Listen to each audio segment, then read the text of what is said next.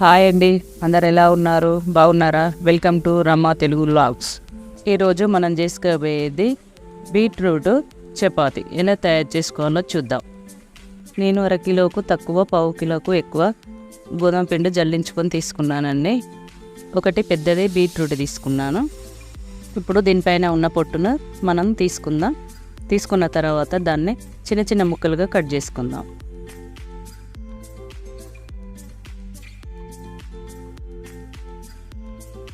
ఇలా చిన్న చిన్నగా కట్ చేసుకున్న తర్వాత వీటిని అన్నిటిని మనం ఒక మిక్సీ గిన్నెలో వేసుకొని మిక్సీ పట్టుకుందాం. ఇప్పుడు మనం తీసుకున్న గోధుమ పిండిలో ఒక అర టీ స్పూన్ అంత ఉప్పు వేసుకొని కొద్దిగా నూనె వేసుకొని బాగా కలుపుకుందాం. ఇప్పుడు మనం మిక్సీ పట్టుకున్న బీట్రూట్ని తీసుకొని దాన్ని పిండిలో వేసుకొని కలుపుకుందాం.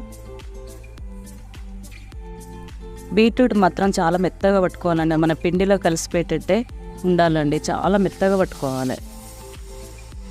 ఈ బీట్రూట్ రసానికి కొద్దిగా పిండి కలుస్తుందండి, మనం చూసుకుంటూ వాటర్ పోసుకోవాలి. ఫస్ట్ మొత్తం కలుపుకున్న తర్వాత ఎంత వాటర్ పడుతుందో అంతా కొద్దిగా చూసుకొని పోసుకుందాం.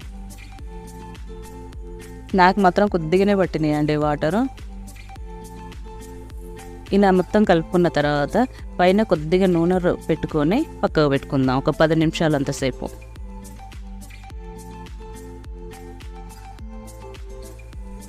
ఒక 10 నిమిషాల తర్వాత మూత తీసుకొని ఇలా మళ్ళీ ఒకసారి కలుపుకుందాం. ఇప్పుడు మన చపాతీకి తగ్గట్టు కొద్దిగా ముద్ద తీసుకొని దాన్ని ఇలా రౌండ్గా అనుకుందాం.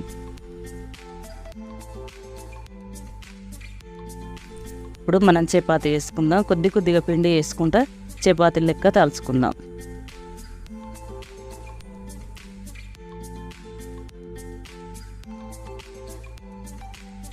పూరీ కంటే పెద్దగా అనుకున్న తర్వాత మనం కొద్దిగా ఆయిల్ వేసుకుందాం. ఆయిల్ వేసుకొని దాని నిండా అనుకున్న తర్వాత కొద్దిగా పిండి పోసుకుందామండి.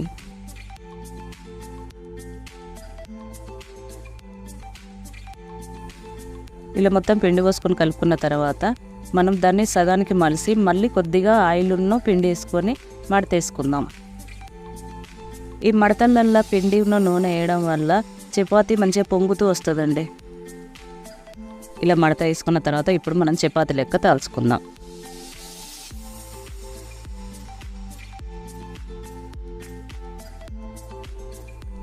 స్టవ్ మీద పెనం పెట్టుకొని బాగా వేడయ్యాక కొద్దిగా ఆయిల్ వేసుకొని ఇప్పుడు చపాతీ వేసుకుందాం.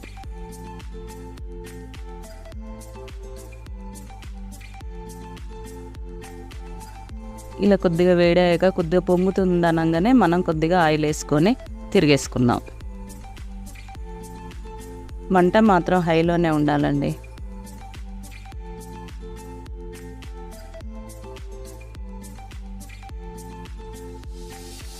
ఇలా కాల్చుకున్న తర్వాత తీసి పక్కన పెట్టుకుందాం.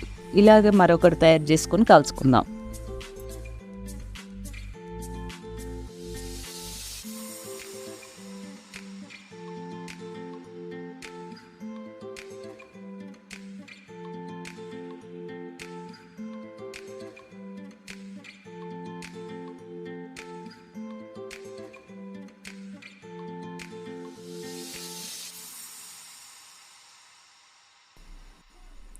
ఈ రెండో చపాతీని కూడా సేమ్ అలాగే కాల్చుకొని తీసుకుందాం.